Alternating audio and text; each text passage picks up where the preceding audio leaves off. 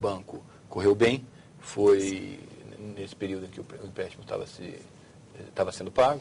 Então, o empréstimo foi pago, salvo engano, há aproximadamente um ano, né?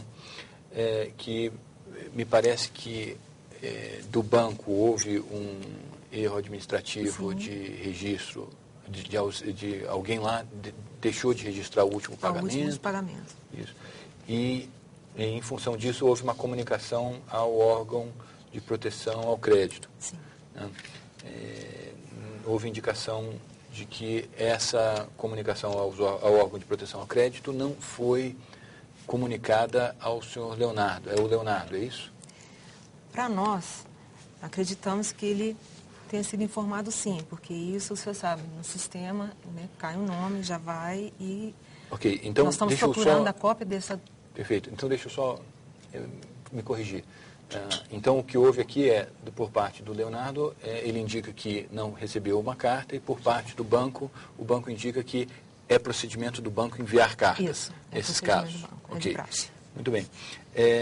Existem algumas questões aqui que nós precisamos nos organizar para tentar resolver. Uma delas é a questão da comunicação entre o banco e o cliente.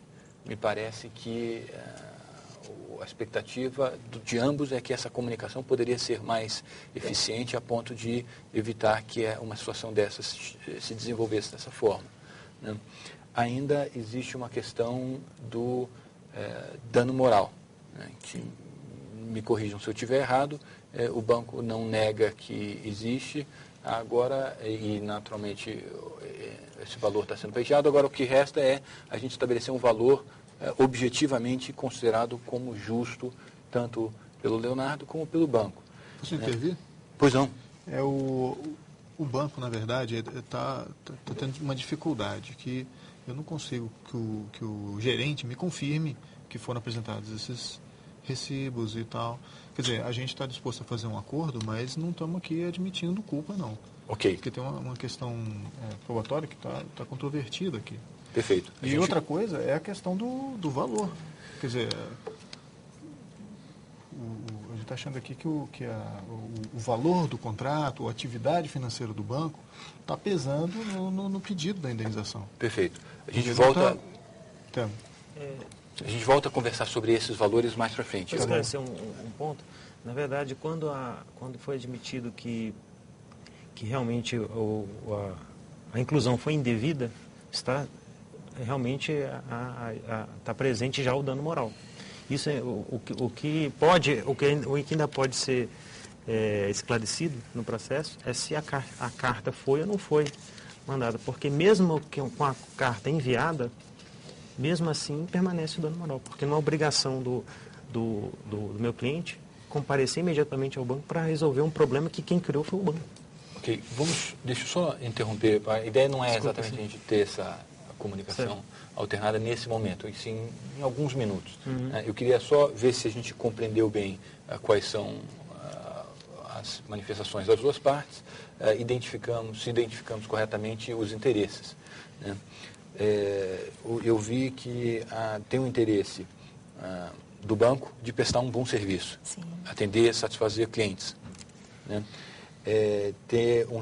Existe um interesse, naturalmente, do cliente de ser bem atendido e sair satisfeito de relações com o Banco Ômega.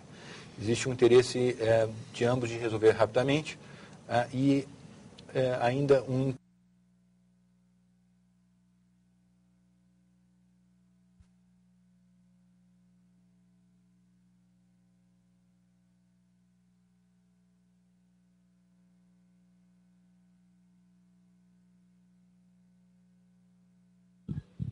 Agora sim, né? Então, o que aconteceu? As duas partes falaram, houve um resumo, e agora entramos na parte de esclarecimento de questões, né? Os dois advogados estão naturalmente tendendo a levar isso para uma discussão jurídica, né? Apresentando teses de o que vem a ser dano moral, um dizendo que é responsável, mas não assume culpa, ou algo do gênero, né? Está ótimo. A ideia não é reprimir esse tipo de participação do advogado. Por quê? Ora, eles tem que se legitimar perante os seus clientes. Né? Se eu virar e tentar obstaculizar esse discurso, eu perco um aliado. Né? Então, a ideia é realmente manter, agradecer a participação dos dois, pedir que essa participação seja um pouquinho depois, né? E assumir como conciliador o papel de orientador dos debates. Né? Então, eu vou estimular os dois advogados, indicando que as participações são positivas, a participação, do ponto de vista abstrato, é positiva.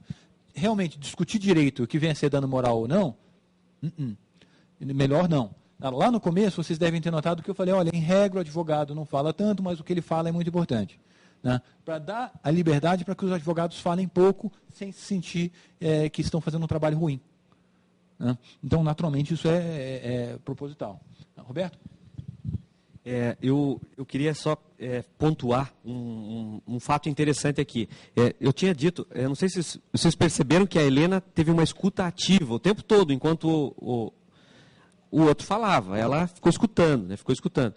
Daí, quando ela começou a falar, ela diz assim, eu posso falar? Né? Vocês perceberam? Por que ela falou isso, eu posso falar? Porque ela percebeu que pô, eu estou falando para ninguém me escutar aqui, né? Eu fiquei escutando o tempo todo. Então, é interessante que quando a escuta não é ativa, é isso exatamente o que acontece. As pessoas param, simplesmente elas se fecham. Uma questão até que um juiz esses dias me comentou comigo, que todo dia ele tem o costume de sentar na cadeira, de manhã e tal, pega o jornal e começa a ler. Daí o filhinho dele pequenininho vem, pai, porque o meu boneco fez isso, meu boneco fez aquilo, e começa a falar, e fala, filho, daí o pai vai, o filho vai brincar e tal. Daí outro dia a mesma coisa. Aí um dia ele parou, disse assim, vem aqui meu filho, tal. O que aconteceu com o seu boneco, não sei o que e tal, começou a escutar. Aí o menino, pai, você está me ouvindo? Diz que para ele foi um baque. Ele nunca imaginou que o filho estivesse percebendo aquilo, mas ele estava percebendo que não adiantava, que tudo que o pai não estava escutando. A partir desse momento ele mudou e passou a qualificar o tempo que ele permanece com o filho dele, dando uma qualidade muito maior para aquele tempo. Então eu acho que esse momento é de um momento de muito respeito à escuta pelo conciliador e a percepção da outra parte de que ela está sendo escutada. E uma coisa sobre o resumo, só para que vocês também depois vão formar o estilo de vocês em relação ao resumo, o conciliador aqui, o André, conduzindo a conciliação, ele fez um resumo conjunto, né? Ele fez uma retrospectiva dos fatos conjunto. Então ele está resumindo o que um falou, o que o outro falou, ao mesmo tempo, né? Algumas vezes, em algumas circunstâncias, pode parecer mais adequado você fazer primeiro o resumo do que um falou, né? E depois, em seguida, já fazer o resumo do que o outro falou. E fazer o feedback bem firme na hora. Assim, pelo que eu entendi do que o senhor me falou, é isso. É isso? Daí eles, é isso. Daí você vai pelo que eu entendi do que a senhora me falou, é isso. É isso. Tem mais alguma coisa que talvez o senhor não tenha falado, que a senhora não tenha falado? Aí ele faz depois esse resumo conjunto. Mas isso tudo vai ser desenvolvido naturalmente, né, em cada região, em cada estado, e até o perfil mesmo do conciliador que vai fazendo isso acontecer. E eu queria saber das perguntas. Aí... Deixa eu só comentar 2 pontos também. Em relação à escuta ativa, a definição dela a escuta é ativa porque quem ouve comunica com quem está falando. Né? Então, se alguém estivesse fazendo uma pergunta e eu fizesse assim, a pessoa pararia de falar e fala, não, o que foi? Né? Então, ao ouvir, eu estou me comunicando ainda com linguagem corporal com a pessoa que está falando. Então, se a pessoa começa a se estender por muito tempo, né, com uma escuta ativa, já se dá um recado simpático de que ela não precisa prolongar.